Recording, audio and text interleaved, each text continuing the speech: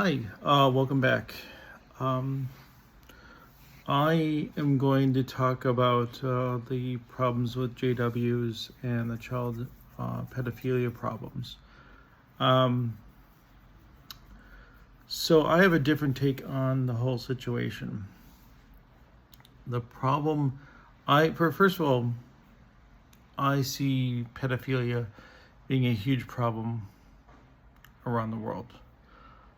It's not just JWs. The real problem with,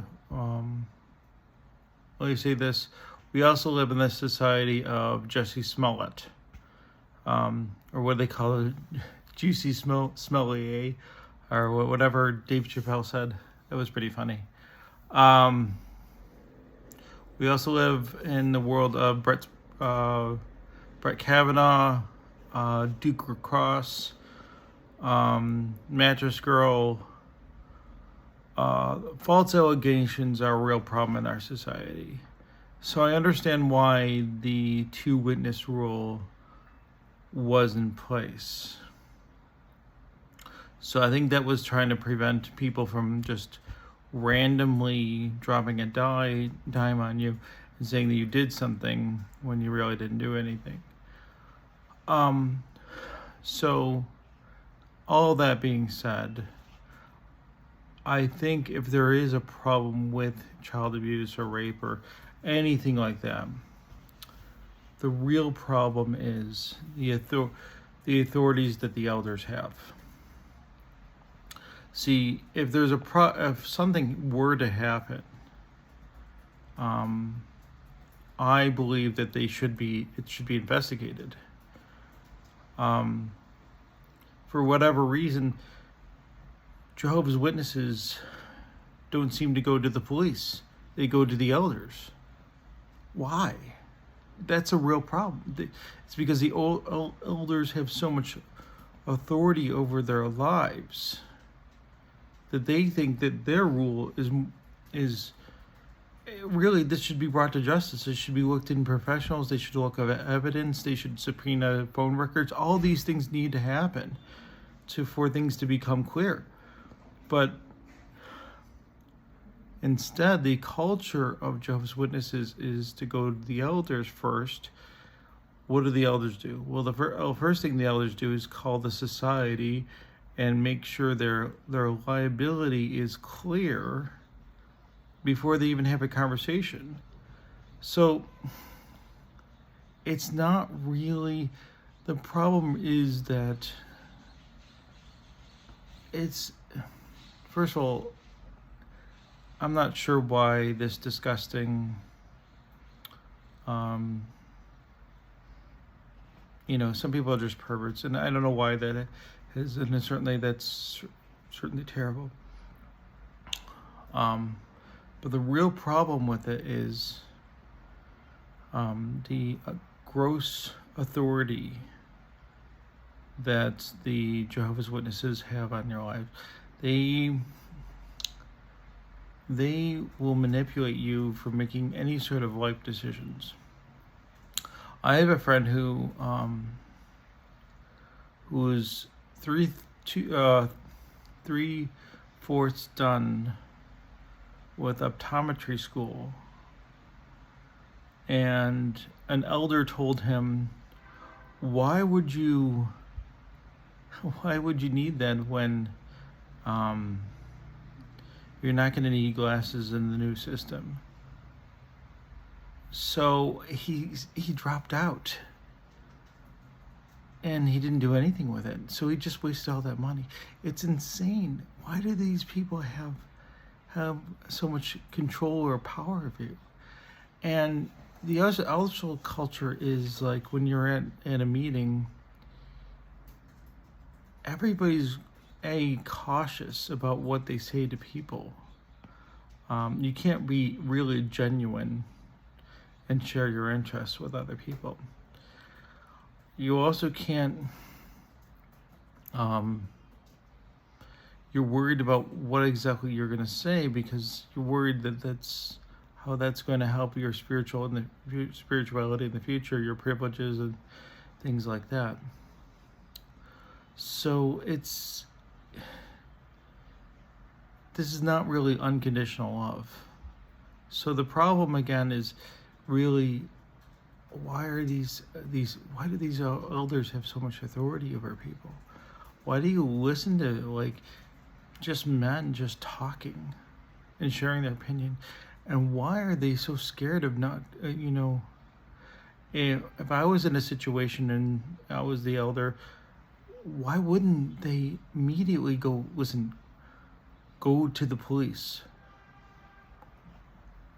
Investigate this. If this is really true, this is not a spiritual problem, this is a crime. Well, obviously it's both. But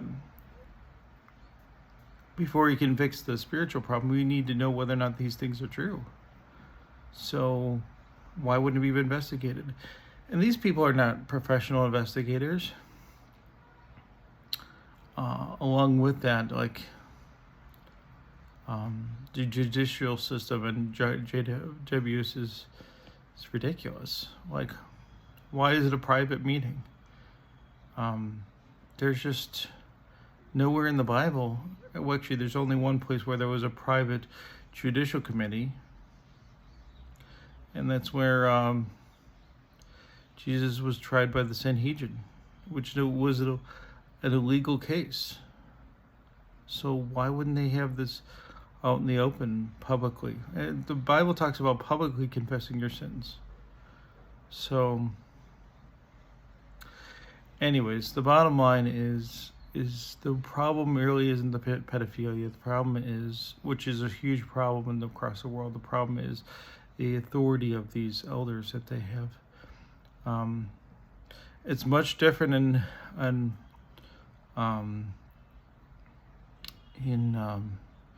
normal churches.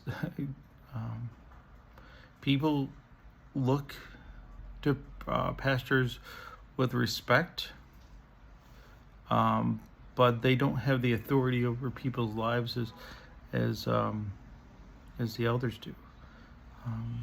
And they also are, my experience is they're more cautious about what they say, as far as affecting people's lives.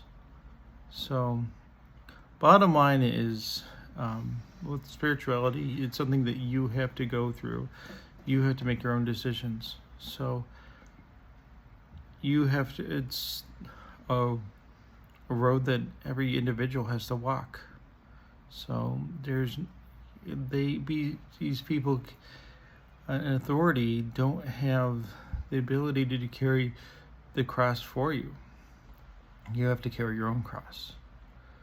Anyway, so these are just some more random thoughts about this. This is my take on the JW pedophilia things. So I don't want to like bash them too hard. Well, I don't want to say that didn't come out right. I don't want to. I want to be reasonable on this. I understand why they did this. I don't see there's a scriptural reason for the two witness rule, but I do also appreciate that there is lots of false allegations. That is a problem across the world, really. So our justice system used to care about the innocents being convicted, but that kind of culture kind of changed. But people also have been more perverted in modern days. So I don't really have all the answers. It's just my thoughts on these things. I really don't think anything will completely be resolved until we have the Messianic rule. So I want to constantly point to Christ for the solution. Please continue to pray. Pray that the rapture comes soon, because these situations are pretty crazy. So read the Bible, pray, follow the Christ. Please like, subscribe, and comment. Have a great day. Hi, welcome back. I want to talk about the drop, the Bitcoin drop. The market just totally tanked about 10 10%. Bitcoin, Ethereum dropped. I think that it's about 3,500 now. Straight answer is I believe it's manipulation. I really don't think that this is. I think this is really to scare the retail market, because I think there's going to be a tremendous swing on the upside. Let's just face it, there's inflation's skyrocketing. The S&P just had its set another record for being so high. We're addicted to money printing at this point. The Fed's gonna slow down they said they're gonna taper, slow down the money printing, slow down the buying back bonds. So first of all, where's that money gonna go? Second of all, how is the market's gonna react? Well, the market's not gonna like it. It's the only thing that's holding back the dollar. The dollar could crash. I mean, that dollar will crash. The question is, will the tapering slow down the crash? Will everything be readjusted? In a strong market, the interest rates should be handled by whatever the banks say.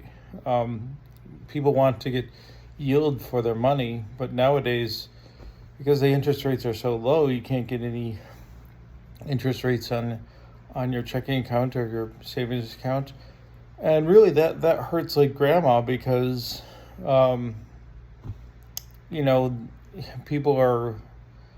grandma and older folks are risk adverse.